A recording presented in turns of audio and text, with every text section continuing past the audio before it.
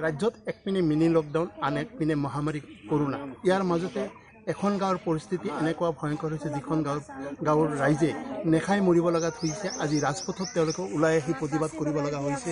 ইয়াৰ কাৰণটো হ'ল তেওঁলোকে বিগত 3 মাহৰ পৰা সমবায়িত চাউল পোৱা নাই, যাৰ কাৰণে প্ৰতিখন ঘৰৰ পৰিয়ালে এতিয়া ৰাজপথলৈ হাতে হাতে সুলভ মূল্য ৰাষ্ট্ৰীয় খাদ্য সুৰক্ষাৰ আইনৰ অধীনত যোনখন কাৰ্ড তেওঁলোকে লৈ ওলাই আহিব লগাত পৰি গৈছে। ইয়াতে স্থানীয় ব্যক্তি আছে তেওঁৰ পৰা ইয়াৰ বিষয়ে কিছু সুধিম, যিহেতু গাঁওখনৰ প্ৰতিখন পৰিয়ালে দিন হাজিৰা আৰু বিভিন্ন কৰ্ম কৰি তেওঁলোকে সংসাৰ চলাব লগাত পৰি গৈছে। বিগত 3 মাহৰ পৰা তেওঁলোকে বঞ্চিত হৈছে খাদ্য সুৰক্ষা চাউলৰ পৰা, সমবায়িত চাউলৰ পৰা তেওঁলোকে বঞ্চিত হৈছে।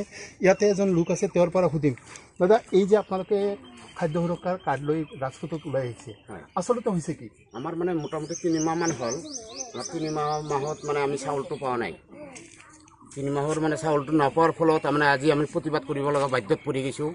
মানে 3 মাহ হ'ল মানে ধৰি মানে চাউলটো পোৱা নাই, ইফালে লকডাউন হৈছে, বাহিৰত আমি ওলাব পৰা নাই, হাজিৰা কৰিব পৰা নাই, সেইকাৰণে আমি মানে প্ৰতিবাদ কৰিব লগা বাধ্যত পৰি গৈছোঁ। বিগত 3 মাহৰ পৰা আপোনালোকৰ পৰিয়াল কেনেকৈ পালে? বিৰাট কষ্টৰ মাধ্যমত মানে চলিছে। এতিয়া কাম বন কৰিব পৰা নাই, কিয়ৰ পৰা কি এনেকৈ কি কৰি আছোঁ মানে এতিয়া ক'ব লগা নাই, ওপৰলৈহে মানে জানে আৰু। এই যে আপোনালোকে সমবায়ৰ পৰা চাউল পোৱা নাই, আপোনাৰ সমবায় কৰ্তৃপক্ষক অৱগত কৰাইছিল না? কৰিছিলোঁ কিন্তু কৰিলেও মানে কয় নাই, এতিয়া আমি চাউলটো দিব পাৰিবা নহয়, এতিয়া চৰকাৰে মানে দিয়াই নাই, সেইকাৰণে মানে বোলে আমি নোৱাৰিম আৰু কি, সেইটো কথা কৈছে। একপিনে ক'ব গ'লে এওঁলোকে চৰকাৰৰ ফালৰ পৰা ক'ব গ'লে বঞ্চনা হৈছে, বঞ্চিত হৈছে সুলভ মূল্যৰ চাউলৰ পৰা। সমবায় কৰ্তৃপক্ষ যেন অৱহেলা কৰা যেন এটা প্ৰায় অভিযোগ উঠিছে। ইয়াতে আন এগৰাকী মহিলা আছে, স্থানীয় মহিলা, তেওঁৰ পৰা জানি তেওঁ কি কয়। বাইদেউ, যিহেতু আপোনালোকে ৰাজপথলৈ ওলাই আহি ডক্টৰ হিমন্ত বিশ্ব শৰ্মা অসমৰ মুখ্যমন্ত্ৰী কাতৰ অনুৰোধ জনাইছে, কিহৰ বাবে এনে অভিনৱ প্ৰতিবাদ জনাইছে আপোনালোকে? আচলতে আমি চাউলখিনি পোৱা নাই, আমি বহুত কষ্টত চলি আছোঁ, গতিকে আমি চাউলখিনি পোৱাৰ কাৰণে আমি প্ৰতিবাদ কৰি আছোঁ। কিমান পৰিয়াল আছে গাঁওখনত? 200মান ঘৰ আছে। কি কাম কৰে এই পৰিয়ালসমূহ, কি কামত নিয়োজিত?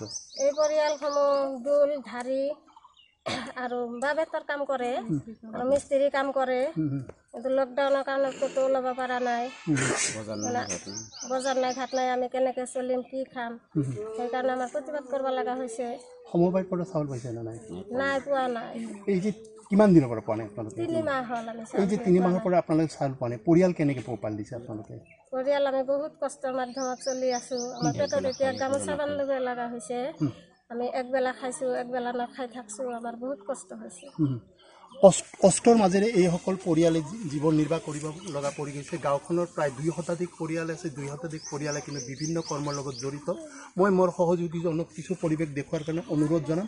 প্ৰতিজন মহিলা, প্ৰতিজন পুৰুষৰ হাতে হাতে খাদ্য সুৰক্ষা আইনৰ যোনখন কাৰ্ড তেওঁলোকে কাৰ্ড লৈ ৰাজপথলৈ ওলাই আহি আজি এনেকৈ মুখ্যমন্ত্ৰী মহোদয়ৰ ওচৰত হাত বিননি কৰি তেওঁলোকে খাদ্য সুৰক্ষাৰ চাউল খুজিব লগাত পৰি গৈছে।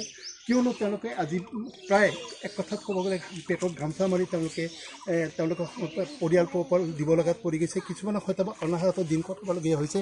একপিনে ৰাজ্যত লকডাউন, আনপিনে মহামাৰী কৰোনাই তেওঁলোকক যেন গ্ৰাস কৰিছে।